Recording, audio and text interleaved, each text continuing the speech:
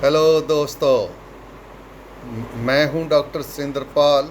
आज फिर हाजिर हूं ऐसी औषध के साथ जो बड़ी कमाल की तथा बहुत ही उपयोगी औषध है, जिसका नाम है त्रिफला। यह आयुर्वेद की बहुत बड़ी देन है। यदि कोई व्यक्ति त्रिफला का बताई गई विधि से, दर्शाई गई विधि से नियमित रूप से प्रयोग करता है तो वह निश्चित रूप से दीर्घजीवी तथा रोग मुक्त रहता है। यह विभिन्न रोगों की औषध अमृत के समान है तथा इसका कोई साइड इफेक्ट भी नहीं होता। दोस्तों, आगे की वीडियो देखने से पहले एक रिक्वेस्ट है, वीडियो पूरी देखा करें, नहीं तो आपको इसका पूरा लाभ नहीं मिलता। और अगर आपने सब्सक्राइब नहीं किया है तो सब्सक्राइब जरूर किया करें। यह त्रिफला औषध 3 पदार्थों के मिलाने पर तैयार होती है। वे 3 पदार्थ हैं हरड़, ध्यान से सुनिए, हरड़, बहेड़ा और आंवला। त्रिफला बनाने के लिए हरड़, बहेड़ा और आंवला तीनों के अनुपात को ध्यान में रखना बहुत ही जरूरी है।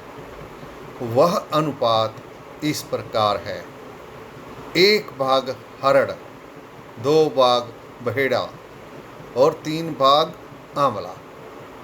इन तीनों को इस बताई गई अनुपात में लेकर इसका चूर्ण बना लिया जाता है। वैसे तो ये तीनों फल बाज़ार में आसानी से मिल जाते हैं, पर आजकल विभिन्न आयुर्वेदिक कंपनियां त्रिफला चूर्ण बनाकर बाज़ार में बेच रही हैं। वहाँ से बना बनाया या रेडीमेड भी खरीद सकते हैं। त्रिफला चूर्ण की सही सेवन विधि क्या है वो मैं बताने जा रहा हूँ। ध्यान से सुनिए। इसे लेने की इसका प्रयोग करने की सही जो विधि क्या है, इसे ताज़े या गुनगुने पानी के साथ ही लेना चाहिए।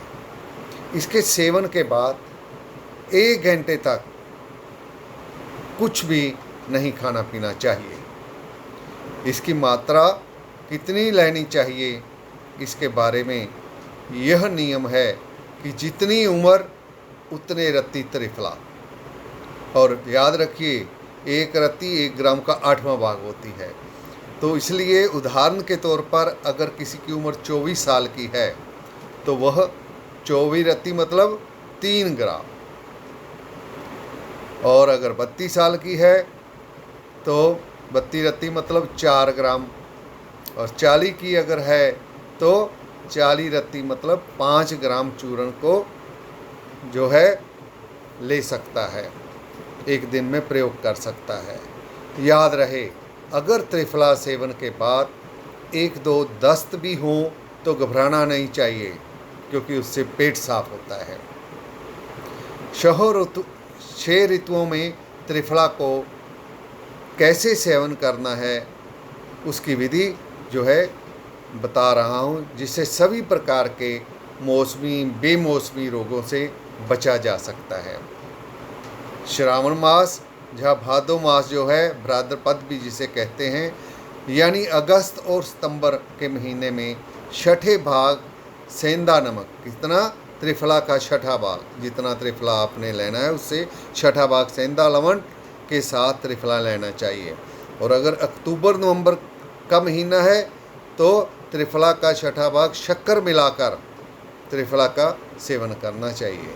दिसंबर जनवरी में त्रिफला का 6ठा भाग सौंठ को त्रिफला में मिलाकर जो है त्रिफला चूर्ण में मिलाकर त्रिफला चूर्ण का सेवन करना चाहिए। इसी तरह फरवरी मार्च में पिपली का चूर्ण 6ठा भाग मिलाकर त्रिफला चूर्ण का सेवन करना चाहिए। अप्रैल मई में त्रिफला चूर्ण का 6ठा भाग शहद मिलाकर शहद मिलाकर जो है इसका सेवन करना चाहिए।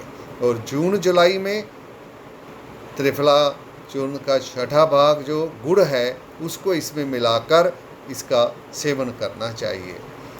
जो व्यक्ति इस प्रकार त्रिफला का सेवन करता है उसका कायाकल्प हो जाता है, उसके शरीर में कैल्शियम की कमी नहीं रहती, उसका बल और ओज बढ़ता है, नेत्र ज्योति बढ़ती है, कब्ज दूर होती है, किसी भी प्रकार की एसिडिटी उसके पेट में नहीं रहती।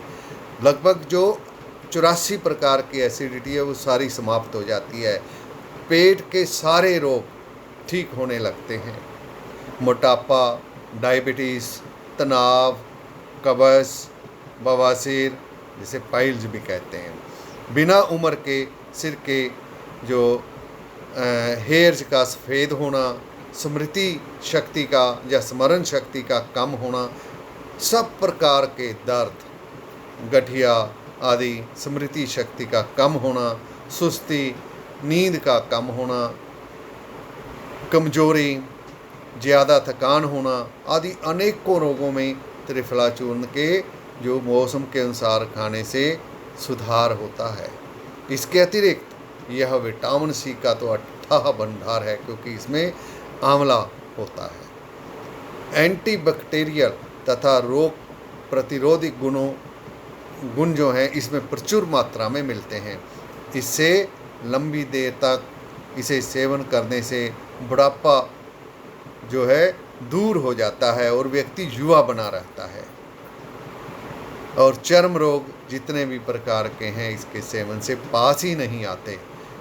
कोलेस्ट्रॉल का रोग भी इससे ठीक हो जाता है। इस प्रकार त्रिफला कायाकल्पकारी अनेक रोग हारी औषध है। धन्यवाद दोस्तों, फिर मिलेंगे एक नई वीडियो के साथ।